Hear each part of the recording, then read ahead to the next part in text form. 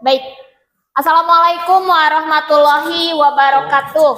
Waalaikumsalam warahmatullahi wabarakatuh. Selamat sore 10 MPLB 2. Masih semangat hari ini? Masih. Harus tetap semangat meskipun cuaca mendung, tapi semangat kita jangan ikut mendung ya. Untuk hari ini kita belajar di 2 jam terakhir. Mudah-mudahan masih kondusif dan kita bisa belajar dengan penuh hikmat. Silakan sebelumnya ketua kelas untuk memimpin doa terlebih dahulu sebelum dimulai pembelajarannya. Doa dan Fatih mulai.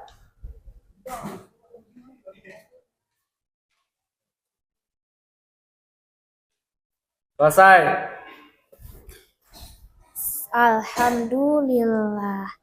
Ini Fahri sakit ya? Iya, Sudah berapa hari? baru 1 hari. Baru 1 hari. Mudah-mudahan segera diberikan kesehatan dan bisa kembali bersekolah bersama-sama dengan kita ya. Amin. Amin ya Allah ya Robbal alamin. Aduh.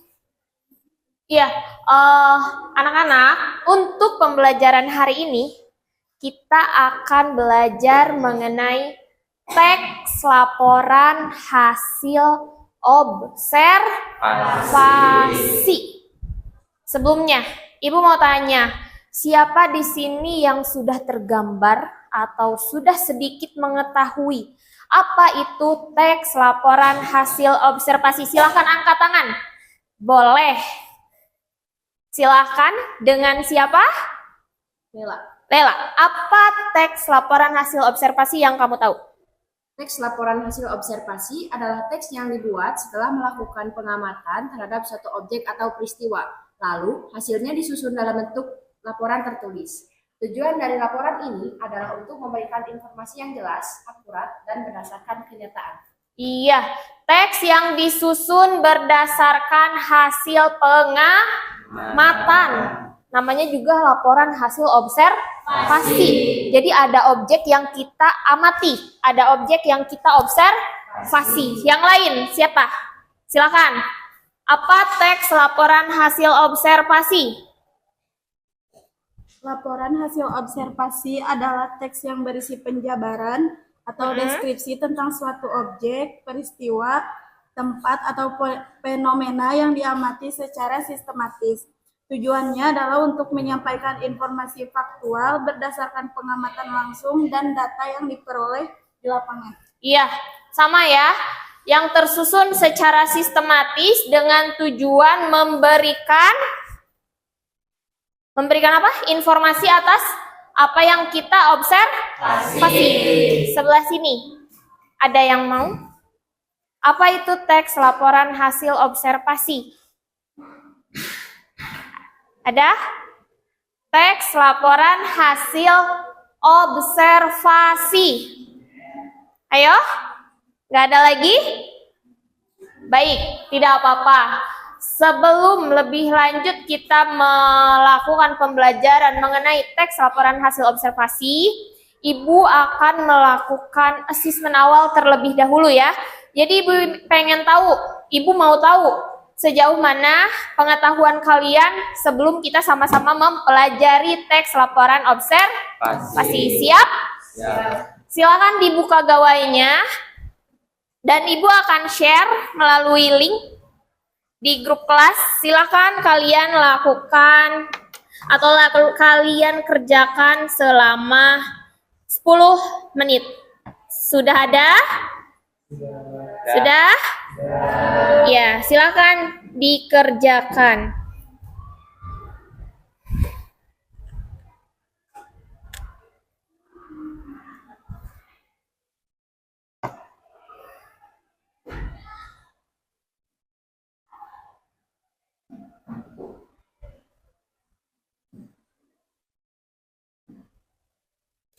Sudah? Sudah ya? Bagaimana? Mudah tidak? Mudah? harus bisa ya. Baik, silahkan fokuskan kembali.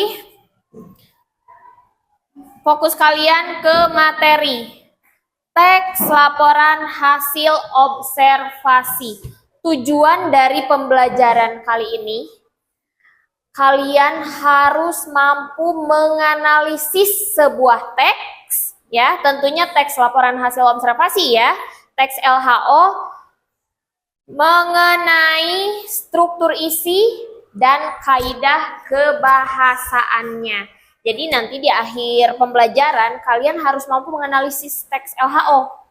Harus mampu menganalisis mana bagian-bagiannya sesuai dengan struktur isi dan kaidah kebahasaannya. Bisa dimengerti? Bisa sama-sama kita capai tujuan pembelajarannya? Harus bisa. Baik, teks laporan hasil observasi. Yang pertama, materi kita hari ini adalah definisi apa itu teks laporan hasil observasi. Yang kedua, struktur isi atau struktur pembangun dari teks laporan hasil observasi. Dan yang ketiga, kaidah kebahasaan yang digunakan dalam laporan hasil observasi. Silakan, definisi teks laporan hasil observasi. Tadi teman kalian sudah menyampaikan. Silakan, ada yang mau membacakan? Siapa? Ayo. Definisi laporan hasil observasi adalah teks yang berisi penjelasan sistematis tentang hasil pengamatan terhadap suatu objek, tempat, peristiwa, atau fenomena tertentu. Iya. Laporan hasil observasi adalah teks yang berisi penjelasan sistematis tentang hasil pengamatan terhadap suatu objek, tempat, peristiwa, atau fenomena tertentu.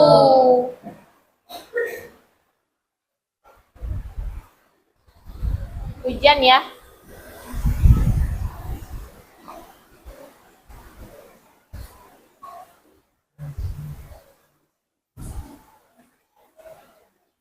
Bisa dipahami ya, jadi teks LHO itu penjabaran dari hasil apa yang kita observasi. Yang kedua, ada ciri-ciri dari teks LHO, silakan. Yang pertama apa? Bersifat objektif. Yang kedua, menggunakan bahasa ilmiah. Yang ketiga, yang keempat, Informasi berdasarkan data. iya. Pertama, bersifat objektif, sesuai dengan objek yang kita observasi, sesuai dengan objek yang kita amati. Yang kedua, struktur yang teratur.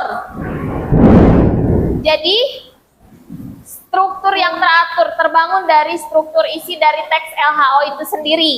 Yang ketiga, menggunakan bahasa ilmiah, bahasa yang sesuai dengan apa yang kita amati, observasi. Yang keempat, informasi berdasarkan data atau faktual, fakta gitu ya, tidak diada-ada, tidak mengada-ngada gitu, tidak mengada-ngada, paham?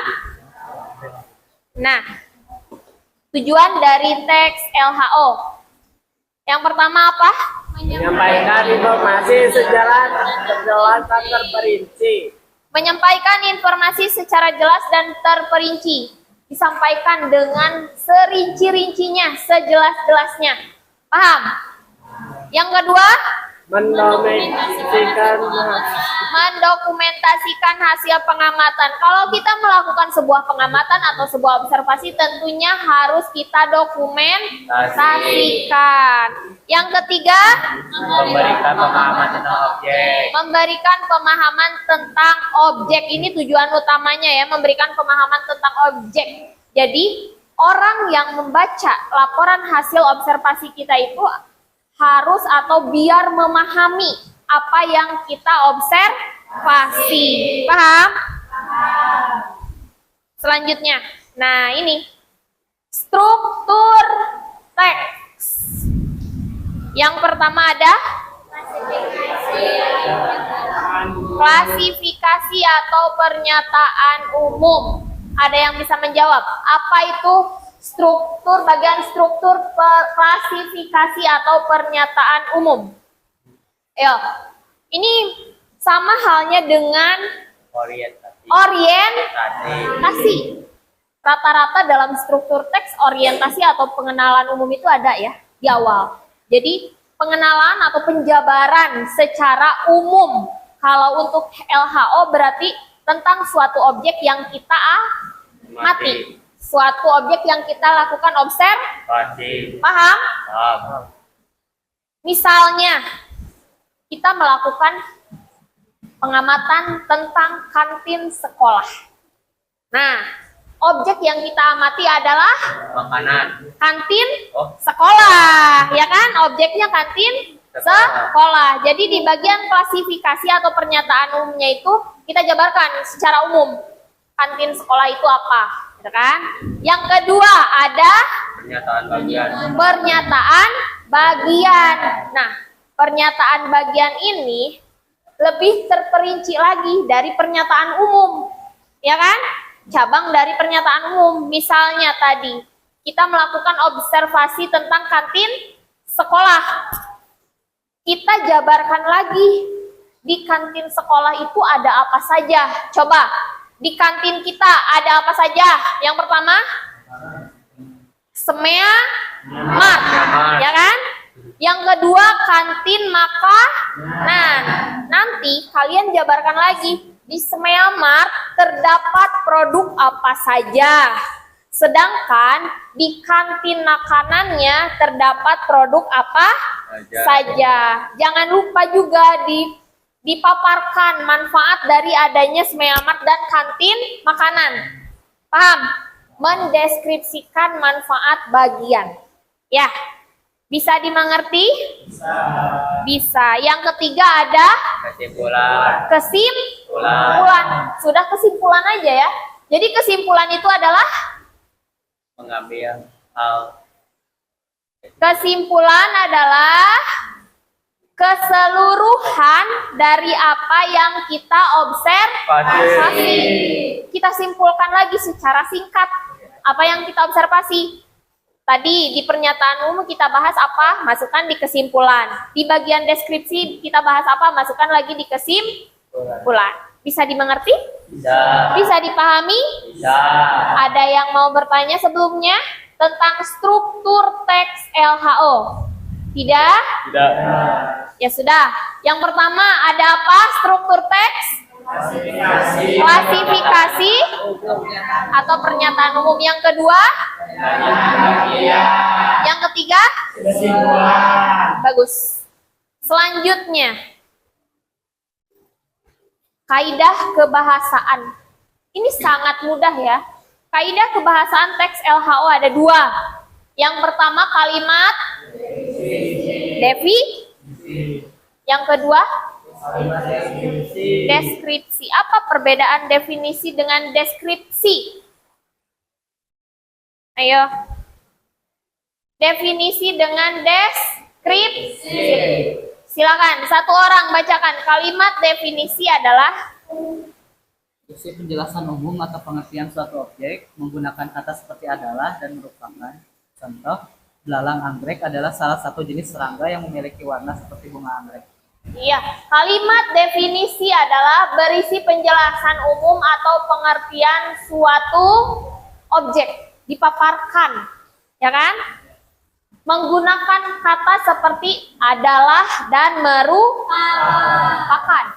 Contohnya, kantin sekolah adalah, ya kan? Kantin sekolah adalah, coba lanjutkan. Kantin sekolah adalah tempat membeli makanan. Bisa. Kantin sekolah adalah apa, Raib? Tempat beli makanan para siswa. Para siswa. Iya, seperti itu. Bisa dipahami. Atau kantin sekolah merupakan salah satu tempat yang berada di belakang area SMK Negeri 1 Tasikmalaya yang dikhususkan untuk para siswa membeli makanan atau sekedar sarapan. Paham? Gambaran secara umum saja dulu. Ya. Yang kedua. Kalimat deskripsi. Coba satu orang Apa itu kalimat deskripsi? Kalimat deskripsi yaitu menggambarkan sifat atau ciri khusus suatu objek dan menggunakan kata kerja untuk menggambarkan tindakan objek. Contohnya, sayap belalang anggrek berwarna putih dengan aksen merah muda cerah. Menggambarkan sifat atau ciri khusus suatu objek. Contoh tadi, kantin sekolah. Menggambarkan sifat atau ciri khusus. Di Semeamat, produk yang di display atau produk yang disajikan oleh Semeamat adalah makanan-makanan ringan, ciki-ciki, serta minuman botol. Ya kan? Itu lebih terperinci kan tentang Semeamat. Ciri khas khusus Semeamat. Karena di Semeamat tidak ada goreng-gorengan, betul? Tidak ada nasi uduk, betul? Tapi nasi uduk adanya di kantin makanan. Nah, di bawahnya. Sedangkan di kantin makanan terdapat banyak sekali olahan makanan untuk sarapan seperti nasi uduk, apalagi nasi goreng, terus ayam geprek, boleh, apalagi nasi cokot. Ya, identik ya, SMK kita identik dengan nasi cokot. Harganya berapa? 7.000. Ya, seperti itu ya. Nah, yang terakhir itu kalimat deskripsi. Nah, aktivitasnya seperti tadi. Kalian mampu menganalisis sebuah laporan hasil observasi. Oke, sebelum kita duduk secara berkelompok, ini anak-anak ibu semuanya di sini asli warga Tasikmalaya? Tidak. Mana yang luar Tasik, angkat tangan. Oh, dia sendiri. Dari mana, Rifki?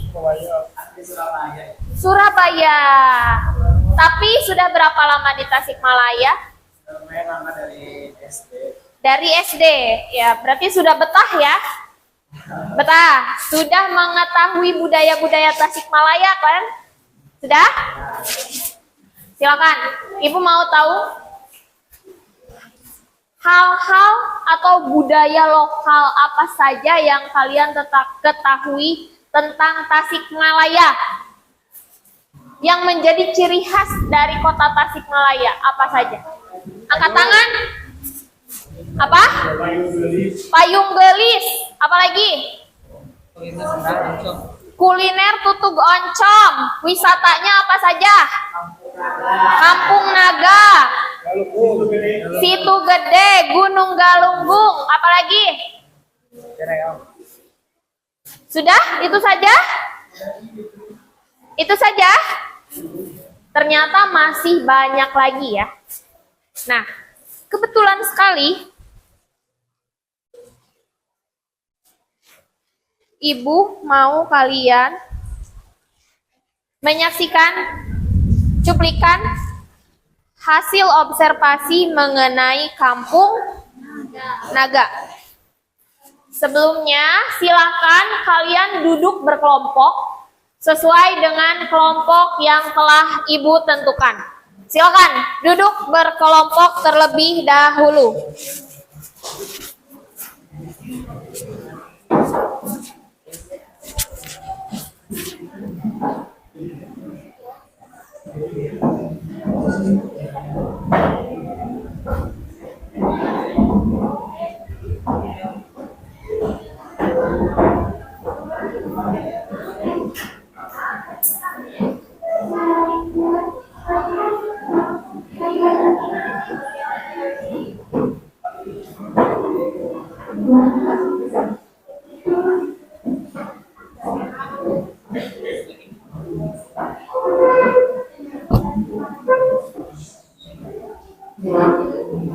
Jangan sambil ribut ya.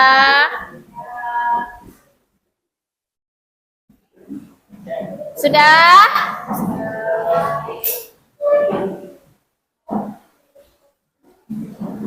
Ada yang pernah ke Kampung Naga?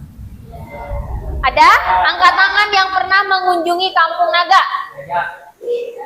Lumayan kan? Nah, bagi yang belum, Ibu mau mengajak kalian jalan-jalan ke Kampung Naga lewat tampilan video. Jadi, silakan kalian amati, kalian tulis yang menjadi poin-poin sesuai dengan struktur isi tadi. Dan di akhir silakan kalian analisis. Hasil analisisnya kalian tulis di buku, ya. Pengamatan dari mulai klasifikasi umum, deskripsi bagian, dan kesimpulan. Silakan.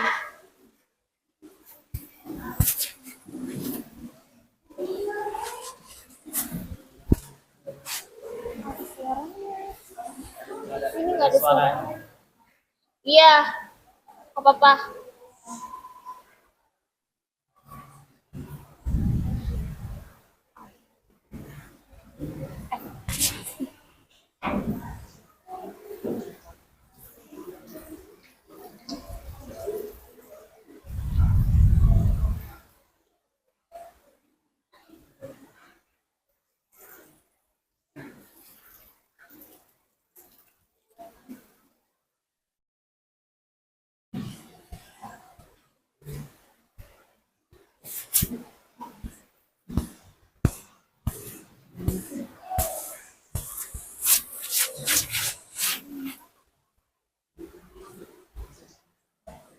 Sudah ya? Sudah dapat data-data yang menjadi hasil analisisnya? Sudah? Sudah kenyang jalan-jalannya? Sudah. Silakan. Sekarang Ibu mau perwakilan dari setiap kelompok untuk maju ke depan. Kalian paparkan hasil kerja kelompok kalian. Silakan, kelompok mana dulu? Silakan, boleh? Silakan.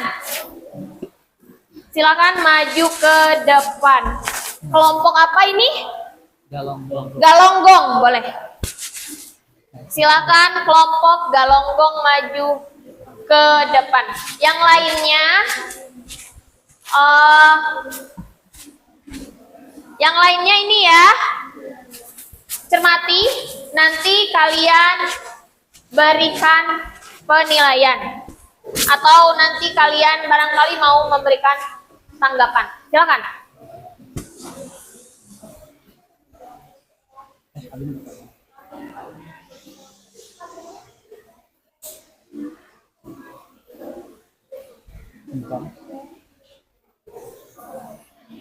Assalamualaikum warahmatullahi wabarakatuh.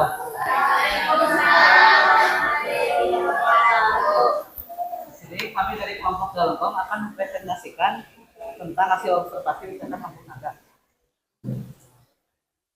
Yang pertama, pernyataan umum. Kampung Naga adalah salah satu kampung adat yang terletak di Desa Neglasari, Kecamatan Salau, Kabupaten Tasikmalaya, Provinsi Jawa Barat. Kampung ini dikenal sebagai kampung yang masih menjaga tradisi, adat istiadat, dan cara hidup masyarakat Sunda secara turun-temurun. Keunikan Kampung Naga menjadikannya salah satu destinasi wisata budaya yang menarik di Jawa Barat. Ya. Deskripsi bagian, letak dan aksesibilitas. Kampung Naga terletak sekitar 3 km dari pusat kota Tasikmalaya.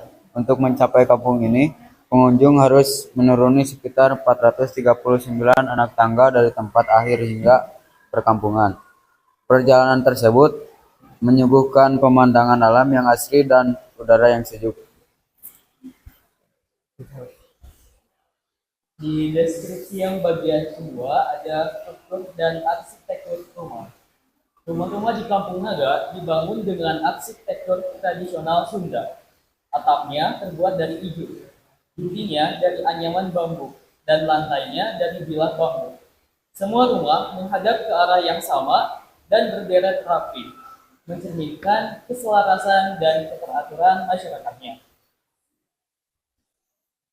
Deskripsi bagian yang ketiga yaitu kehidupan sosial dan adat. Masyarakat Kampung Naga hidup dalam kebersamaan dan masih menjalankan adat istiadat secara ketat. Mereka tidak menggunakan teknologi modern seperti listrik dan alat elektronik. Kegiatan sehari-hari seperti bertani, memasak, dan menenun dilakukan dengan cara tradisional. Warga juga rutin mengadakan upacara adat sebagai bentuk syukur dan pelestarian budaya leluhur. Yang selanjutnya adalah potensi wisata. Kampung Naga menawarkan pengalaman wisata budaya yang edukatif. Wisatawan dapat belajar mengenai budaya Sunda, menyaksikan aktivitas tradisional masyarakat, serta menikmati pemandangan alam yang indah. Namun pengunjung wajib mematuhi aturan yang berlaku demi menjaga kesucian adat istiadat yang dijaga ketat oleh warga setempat.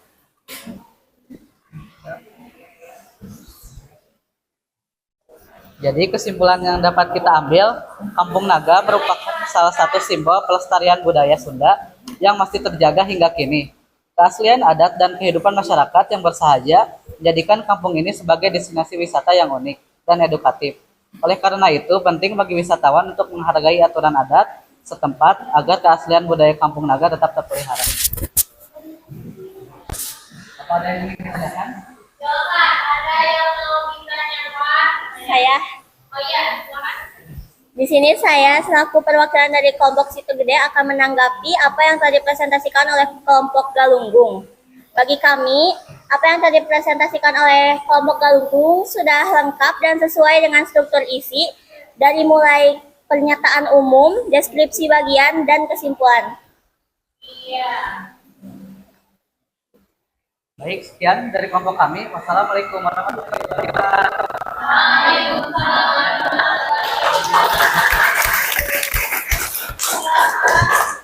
Selanjutnya kelompok apa? Situ Gede.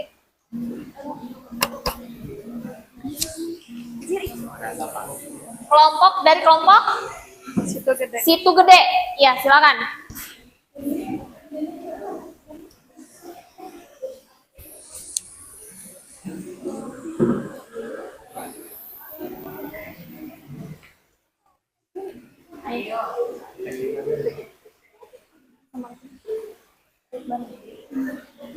Assalamualaikum warahmatullahi wabarakatuh. Waalaikumsalam warahmatullahi wabarakatuh.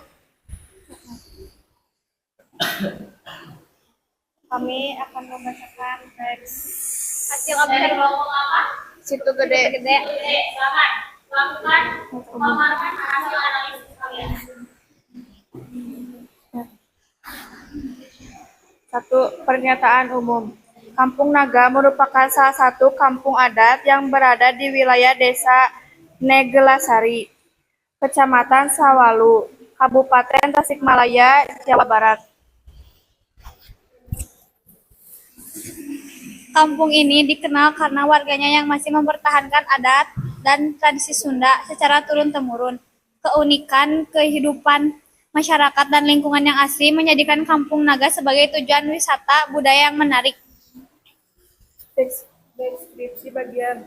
Yang pertama, lokasi dan akses jalan. Kampung Naga berjarak sekitar 30 km dari pusat kota Tasikmalaya untuk sampai ke perkampungan. Pengunjung perlu menuruni lebih dari 400 anak tangga dari area parkir. Selama perjalanan, wisatawan disuguhi pemandangan hijau dan udara segar yang menyenangkan. Deskripsi bagian kedua, bentuk dan susunan rumah. Bangunan rumah di Kampung Naga menggunakan gaya tradisional Sunda. Atap rumah terbuat dari ijuk, sedangkan dinding dan lantainya dibuat dari bambu. Semua rumah tersusun rapi dan menghadap ke arah yang sama, menunjukkan keteraturan serta kebersamaan dalam masyarakat. Deskripsi bagian 3, aktivitas sosial dan budaya. Warga Kampung Naga hidup dalam kebersamaan dan masih mempraktikkan aturan adat. Mereka tidak menggunakan fasilitas modern seperti listrik dan barang elektronik. Kegiatan seperti bertani, memasak, dan menenun dilakukan dengan cara-cara tradisional. Selain itu, berbagai upacara adat rutin dilakukan sebagai bentuk pelestarian budaya dan rasa bersyukur. Deskripsi keempat yaitu daya tarik wisata. Sebagai objek wisata budaya, Kampung Naga menawarkan pengalaman belajar tentang kehidupan tradisional Sunda. Pengunjung bisa mengamati langsung aktivitas masyarakat dan menikmati keindahan alam sekitar. Meski begitu, para wisatawan diharapkan menaati aturan adat demi menjaga kelestarian budaya setempat. Kesimpulannya, Kampung Naga adalah contoh nyata pelestarian budaya Sunda yang masih bertahan hingga sekarang. Keaslian adat dan hidup masyarakatnya menjadi daya tarik utama wisata budaya ini. Karena itu, pengunjung diimbau untuk menghormati adat yang berlaku agar nilai budaya tetap lestari. Apakah ada yang ingin ditanyakan? Silakan, ada yang mau bertanya atau menanggapi? Boleh. Baik, di sini saya selaku perwakilan dari kelompok Galunggung izin menanggapi bahwa presentasi dari kelompok Situ Gede sudah jelas dan sesuai dengan struktur dari teks laporan hasil observasi, mulai dari pernyataan umum, deskripsi bagian, sampai kesimpulan. Sudah lengkap ya. Yang lain ada? Sudah info? Silakan itu. Kemudian, Assalamualaikum warahmatullahi wabarakatuh. Waalaikumsalam warahmatullahi wabarakatuh.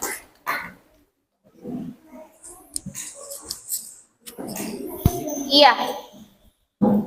Setelah tadi Ibu lihat kalian memaparkan hasil kerja kelompok kalian menganalisis teks laporan hasil observasi, ternyata hasilnya bukan cukup lagi ya, sangat baik, ya kan? Tadi kalian mengamati wisata Kampung Naga. Apa pernyataan umumnya? Bahwa Kampung Naga itu adalah tempat wisata yang berada di Tasik, perbatasan dengan Garut. Deskripsi bagiannya apa saja tadi? Kalau kita datang harus menuruni berapa ratus tangga? Lebih dari 400 tangga. Konstruksi rumahnya seperti apa? Panggung terbuat dari bambu dan ijo. Terus apa lagi? Adat kehidupan sosialnya apa di sana? Tidak menggunakan listrik dan Alat elektronik. Alat elektronik. Ada lagi? Bahwa Kampung Naga itu adalah contoh pelestarian dari kebudayaan. Itu ada di sekitar kita. Dan itu harus sama-sama kita jaga. Nanti setelah pembelajaran ini mudah-mudahan kalian tertarik untuk mengunjungi Kampung Naga. Bisa dipahami? Bisa. Bisa? Bisa. Sudah lelah? Sudah? Silakan kalian berdiri terlebih dahulu di selasar. Dibagi dua. Ibu minta bagi dua. Mau bagaimana? Yang ini ke sini. Ini ke sini sebagian. Kita akan bermain menggunakan lagu. Intinya berbalas kata. Berhadapan, sini menghadap sini menghadap sini kayak rival gitu. Kalian tahu lagunya lagu apa? Jadi, dalam permainan ini, kalian harus kompak. Kerjasamanya harus ada. Semangatnya harus ada. Persaingannya juga harus ada. Ini permainan anak kecil sebetulnya. Kalian tahu lagunya? Sedang apa? Sedang apa? Sedang apa? Nah, lagu itu. Siap? Silakan. Kalian sweet terlebih dahulu. 1, 2, 3. Ini berdua aja. Enggak, ini berdua. Silakan. Mana yang menang? Ini duluan. Nanti kalian yang memulai lagu. Kalian yang menjawab. Kalian yang memulai lagu, kalian yang menjawab. Ya, nanti kan dia tanya sedang apa. Silakan kalian diskusikan. Tapi jawabannya harus nyambung. Nanti kalau misalnya tahu apa, tahu kecap gitu kan? Jangan tahu apa yang gak nyambung gitu kan? Paham? Silakan. 1, penuh semangat ya, sambil tepuk tangan. Silakan. 1, 2, 3. Sedang apa? Ini salah. Kalian menghadap ke sini. Nah, jadi kalian berdua melawan ini. Oke? Persekutuan. Jadi kalau mau, jadi pas dijawab, sedang apa sekarang? Sekarang sedang harus kompak. Paham? Apa harewas? Siap? Silakan, ini duluan memulai lagu. 1, 2, 3. Sedang apa? Sedang apa? Sedang apa sekarang? Sedang makan, sedang makan, sedang makan sekarang. Makan apa? Makan apa? Makan apa sekarang? Sekarang makan tahu sekarang. Tahu apa? Tahu apa? Tahu apa sekarang? Tahu kecap, tahu kecap, tahu kecap sekarang. Kecap apa? Kecap apa? Kecap apa sekarang? Kecap manis, kecap manis, kecap manis lebih kencang. Manis apa? Manis apa? Manis apa sekarang? Manis aku, manis aku, manis aku sekarang. Aku apa sekarang? Aku keren sekarang.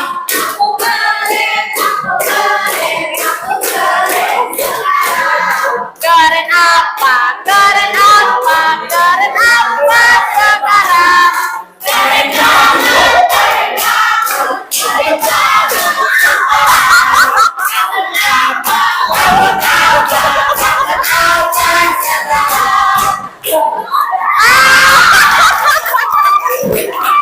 Berarti pemenangnya adalah tim A. Ini tim A ya. Silakan tepuk tangan untuk kita semua dan kembali ke tempat duduknya masing-masing. Iya, keren banget. Kalau udah banget apa gitu kan? Makanya kalau permainan seperti itu, kita carikan kata mati yang tidak ada atau yang bikin pusing, apalagi kelanjutannya gitu kan. Sudah? Iya. Setelah tadi kita melakukan analisis, nanti tugas selanjutnya Ibu harap kalian bisa menciptakan atau menulis teks laporan hasil observasi sendiri, hasil pengamatan sendiri ya. Jadi silakan nanti kalian kunjungi tempat-tempat atau wisata lokal yang ada di kabupaten atau kota Tasikmalaya. Nanti silakan kalian secara berkelompok diskusi mau tempat mana yang akan dikunjungi seperti itu ya. Jadi teks LHO adalah teks apa tadi? Teks hasil? Teks hasil observasi atau hasil pengamatan. Ada berapa struktur isi dari teks LHO? Apa saja? Klasifikasi umum, kedua deskripsi bagian, dan ketiga kesimpulan.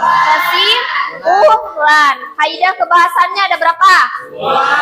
Yang pertama kalimat definisi, yang kedua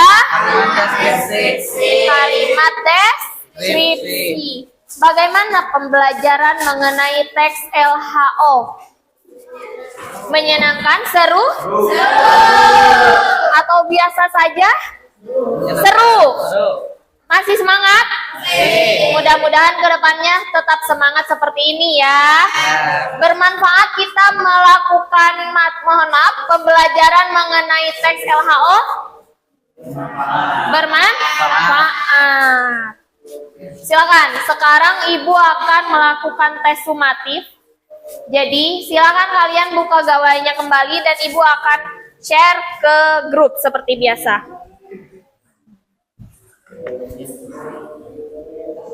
Lakukan pengerjaannya secara mandiri.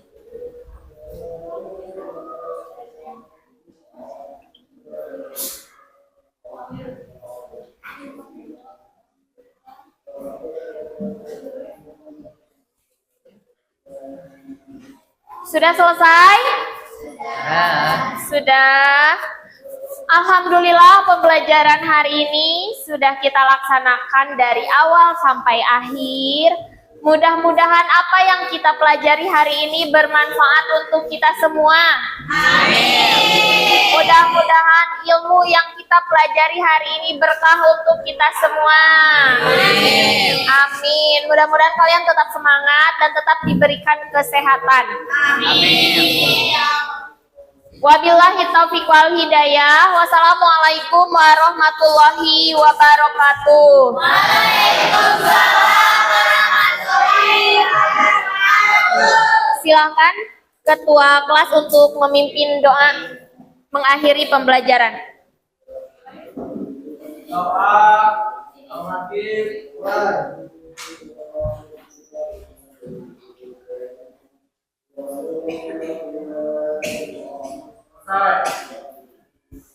Silakan yang piket, yang lainnya pulang.